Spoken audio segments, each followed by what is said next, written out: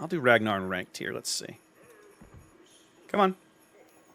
Now, I did Ragnar in ranked last stream, and it was not my best game. So, let's try and do better tonight.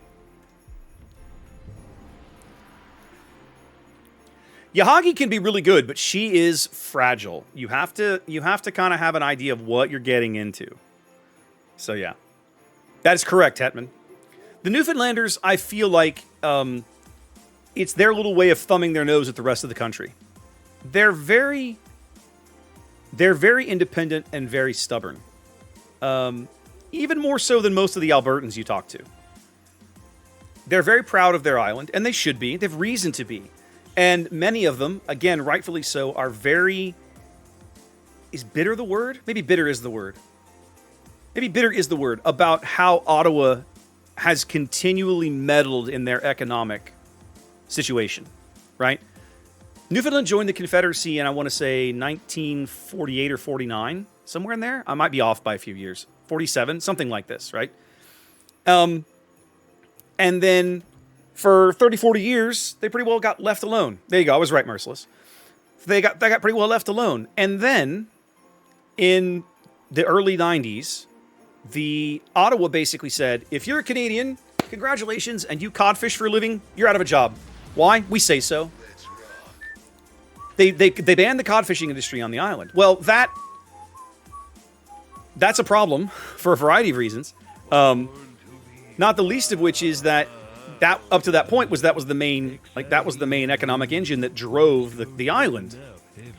And of course, it's a symbolic ban rather than a really meaningful one, because trawlers from Europe still come over and fish the Grand Banks in international waters and take plenty of cod out.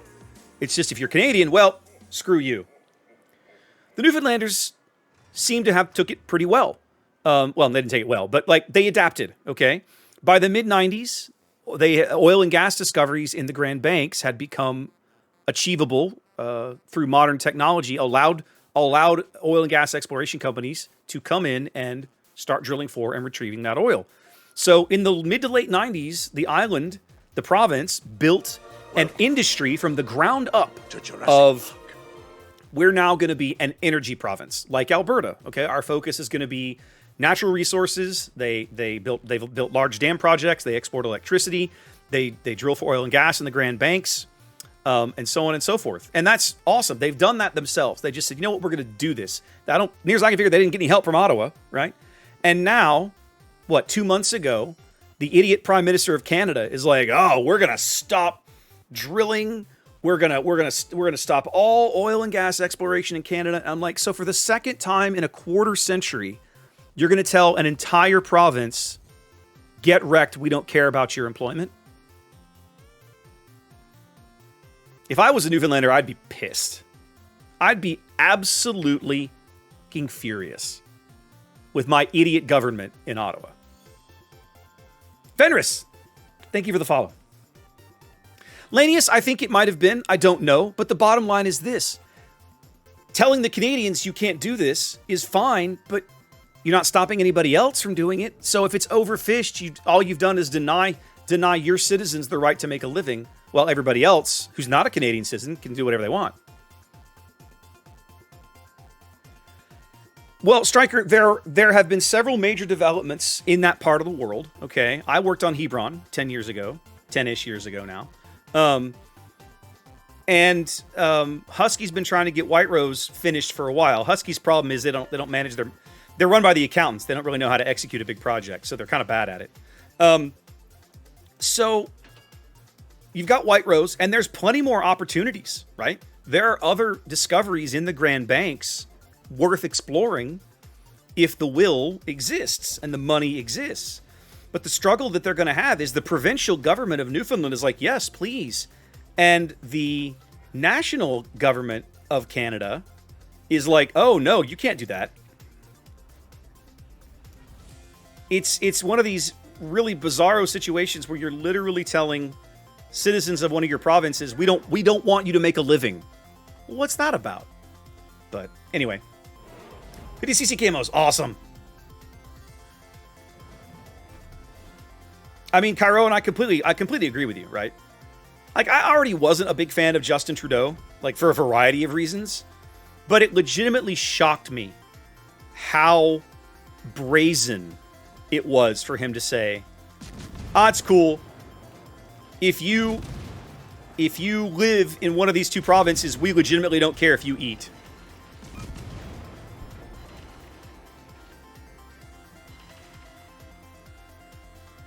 Aaron and I lived there for 30 months, and I'm in oil and gas. So I made a lot of good friends on the island. People that I still consider to be family, if I'm honest. And it legitimately bothers me to see their government pissing all over them. So, yeah, it is what it is.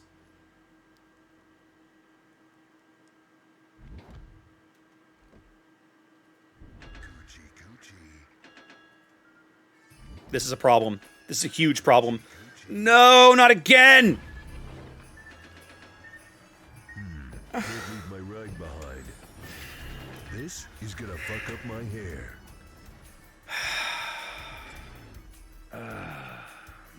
Well, we know where the Shima is.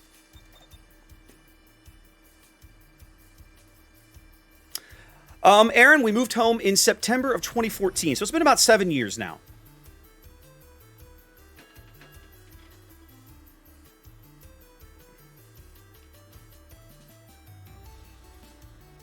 Mythic, don't get me started. I tweeted out about that this week. I could write a book on the failures of American energy policy. It would start and begin with the DOE's half-century of uselessness, so...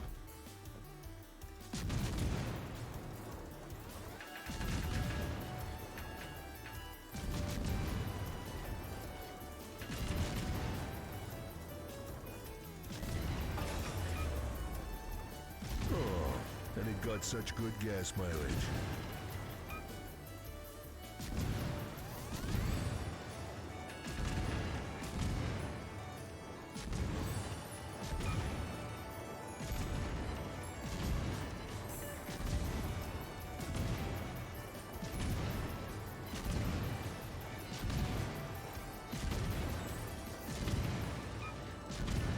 Do I feel Ragnar will be removed anytime soon? I don't know about anytime soon, but I feel like she will eventually be removed, yes.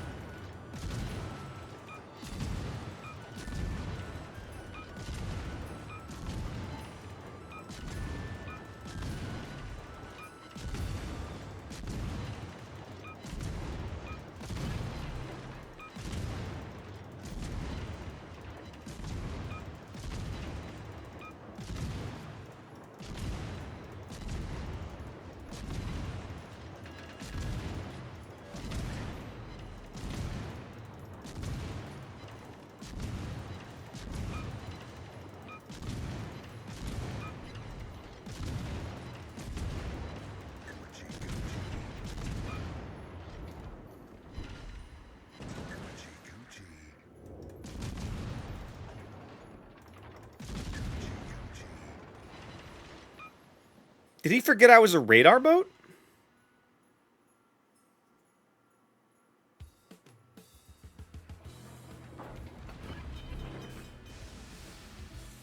Damn. Desert road, no gas, and no chicks.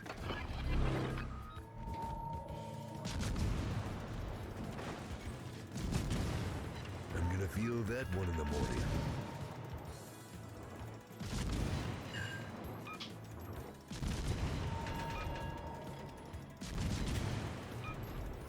You messed with the wrong destroyer, my dude. I out DPM you, and you can't pen me. Goodbye.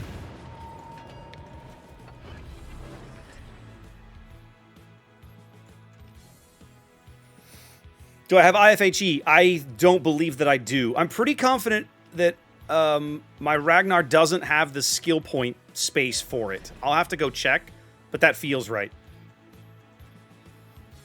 Yeah, most of the things that you're picking on with the guns at longer ranges like the Ohio, I'm really looking for fires, right? The things that I want to pen, I can already pen. Destroyers.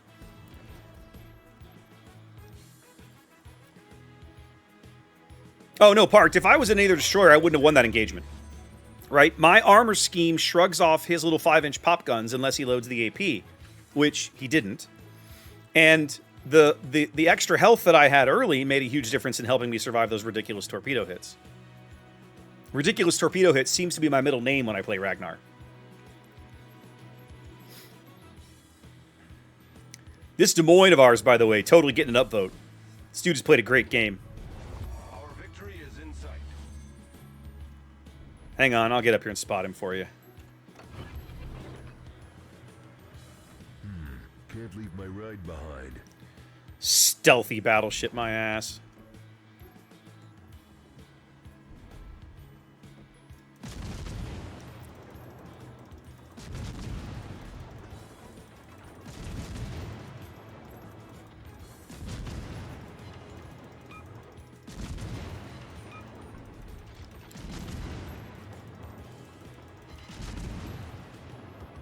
See, I'm not going to pin this guy very hard. But I'm okay with it. What I really want to get on him is the fires.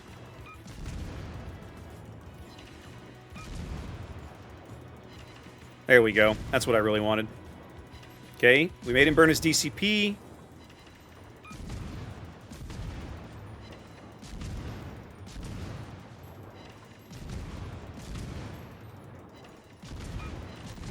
There we go. Des Moines, take one of these, sir. Good gas mileage. You're having a great game. Woo! 3 years out of Nigeria. That's rough. I had a one of the guys that worked for me when I was in Canada was this little Scottish guy. Really awesome dude. Younger guy. Probably the youngest. Actually, absolutely. What do you say? Probably. Basically the youngest kid on my team. He had roughnecked either in Nigeria or Angola. I forget which. For a couple of stints. Used the money, gone to school, gotten his degree, and was now working in oil and gas as an engineer. Younger guy, like I said, he was probably in his mid-20s, maybe 23, 24. And he had the craziest stories about roughnecking in West Africa, right? Just crazy stuff, right? Like, what is happening? You know? Fun guy, though. Fun guy. He stayed on the island, actually. He ended up moving over to the operations division after the project was over. And he married a local. He married a Newfoundlander, and stayed on the island. Oh, we had lots of Scottish engineers on that job, Abyss. Lots of Scottish engineers. All right, we basically don't have to do anything but live. I'm going to try and swing wide and get some eyes on these guys. Mostly because I don't want to get shot. No, Abyss, not one of them. Sorry. Eindracht, Mr. October says. We can do Eindracht. I'm actually grinding Eindracht at the moment, so that's a good pick.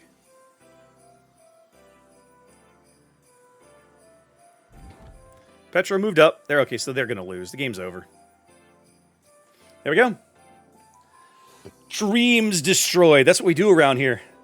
That's what I live for, Abyss. I crush your dreams. So, despite, again, my torpedo fail, Ragnar turns in a moderately decent game where I at least contribute and am useful. So that's good to see. WD-40, the funny thing is, most of the tall tales you hear out of company guys and roughnecks and roustabouts and stuff, most of them are real. Most of them are true, man.